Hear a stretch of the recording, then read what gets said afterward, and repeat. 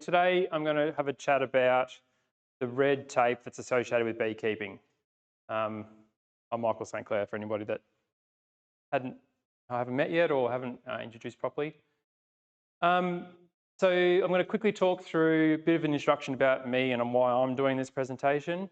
I'm going to take you through a bit of town planning 101.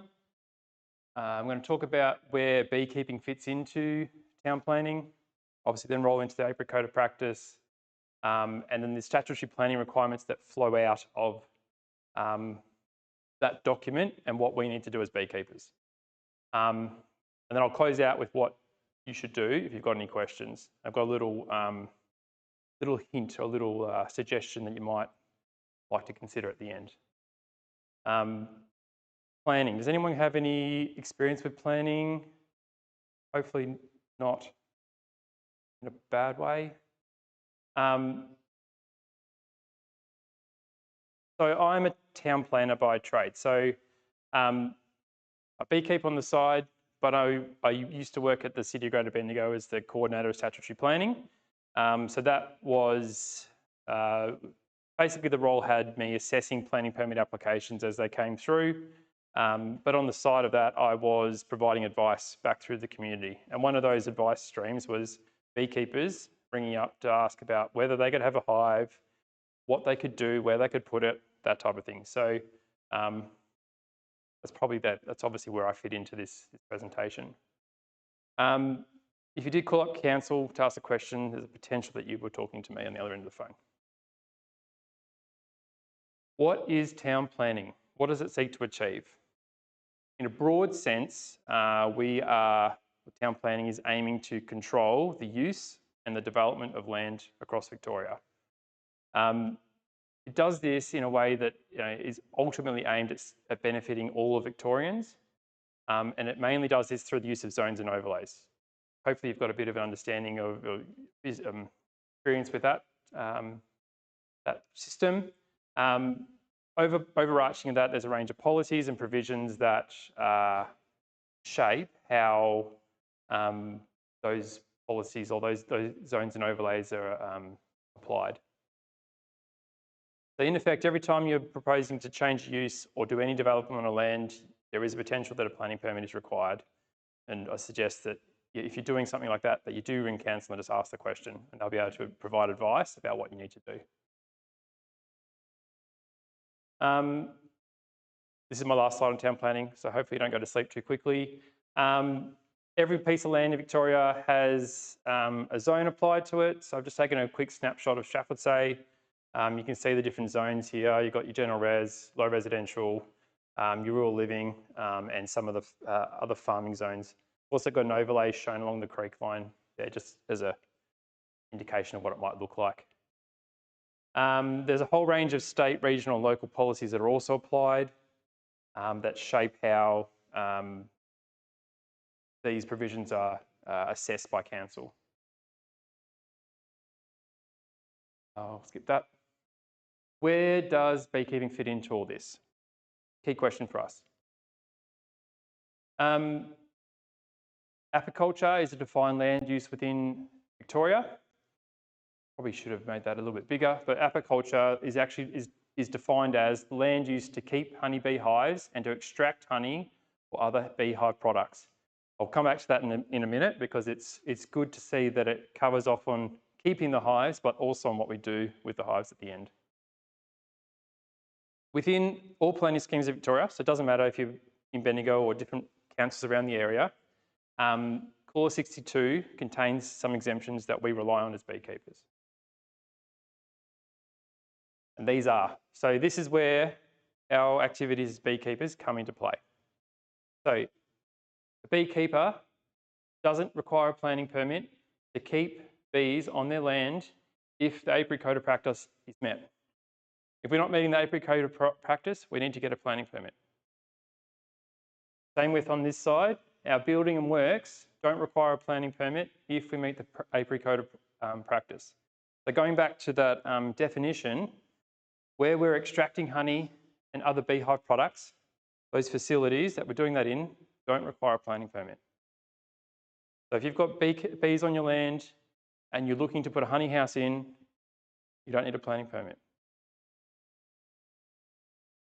I don't know whether that people are picking up on that. If you want to build a shed that you're doing honey extraction in, doesn't need a planning permit. Apiary Code of Practice. Okay, so this is what we've got to comply with. I provided a link, nice and easy to remember. If you want it, ask and I'll text it through to you, email it through to you. So the Apiary Code of Practice is our planning set of rules that we need to comply with to be a beekeeper. In general, the statutory planning requirements that we need to meet are that we must be registered with Agriculture Victoria. I think everybody's done that. We've talked about that a few times. Our hives must be branded with a beekeeper's individual reference. So that's the numbers that we get out of registering. So I'm SL96 or something like that. And landowner consent must be provided for the land that we keep our bees on. So not a problem if it's your own land, but wait for the end, if that's right, Jamie, just so I can pass the microphone around. This includes public land manager consent if it's on public land. So that's where the purchasing or the leasing of those sites that the government put out comes into play. The other thing that we all need to do is make sure our apiaries are managed correctly. So we need to be checking our hives, making sure they're managed appropriately. We control our swarming, collect our swarms as they come out, helping out other residents in the area about collecting other swarms that may be in the area, provide water to our hives, that we seek to maintain docile strains. Our bee sites are clean and tidy. Our spare equipment is stored appropriately. Robbing behaviour is minimised. This includes no exposure to honey and sticky combs. Our bee flights, we need to ensure are direct away from public areas, and our bees are transported safely when we're moving them. A broad range of things, but that's in the Apiary Code of Conduct as how we manage our apiaries forward. Again, if we're not doing this properly, a planning permit may be required, meaning that council will have the ability to undertake planning compliance actions. Further, there's a whole range of urban area controls. So probably the key here is how many hives we can have on our land size. You'll note that it mentions tenement there rather than property. So the difference between a tenement and a parcel of land is you can have multiple parcels, multiple titles that combine to become a property or a tenement. And we can exceed those numbers for a period of 14 days when we're doing swarm control or swarm collection. So if you pick up a swarm, you exceed your number, you've got 14 days to find a new home for it. The other side of this, and probably the key point that I want to talk to, and I'm probably expecting a few questions of, is hive location. So in an urban backyard or an urban block, we have some controls about where you can place the hive. The ideal situation is that it's placed at least 3 metres away from any side boundary. You can encroach on that 3 metre setback if some of these conditions are met, and probably not the easiest to see. The height of a fence is greater than 2 metres. So if you're putting it up against a fence, that fence is 2 metres high, you're fine. There's a building on the adjoining property that is 2 metres high or more, and it's constructed on the boundary. If the adjoining property is unimproved, meaning there's no building on it, or a road reserve or something like that, there's an impenetrable vegetation barrier of 2 metres high that's located between the hive and the boundary as well.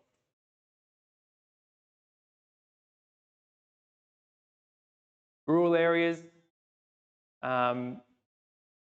those urban areas don't apply. The general rules still apply. Does that make sense? So for rural areas, don't have to worry about this slide, but this slide still applies. And just for clarity, when I'm talking rural areas, I'm meaning the rural living zone, the farming zones, those higher, or the rural conservation zone, those zones where you have those that rural lifestyle or those agricultural style. What to do if you have any questions? Contact your local council in the first instance. Generally, council staff are very happy to answer a question. So for Bendigo, contact details are here. Just jump on the website and you'll be able to get through. Or if you want, hit me up. I'll talk you through what to do. The little hint that I talked about at the start is it's always best to be on the front foot with this. So if you feel like there's the potential for a conflict in your neighbourhood or with your neighbours, best to get in first with council, have a chat. Council will keep a record of that. They'll note down the discussion and what advice they provided, and that'll be on the property record moving forward. So if something does happen down the track, you're already ahead of the game.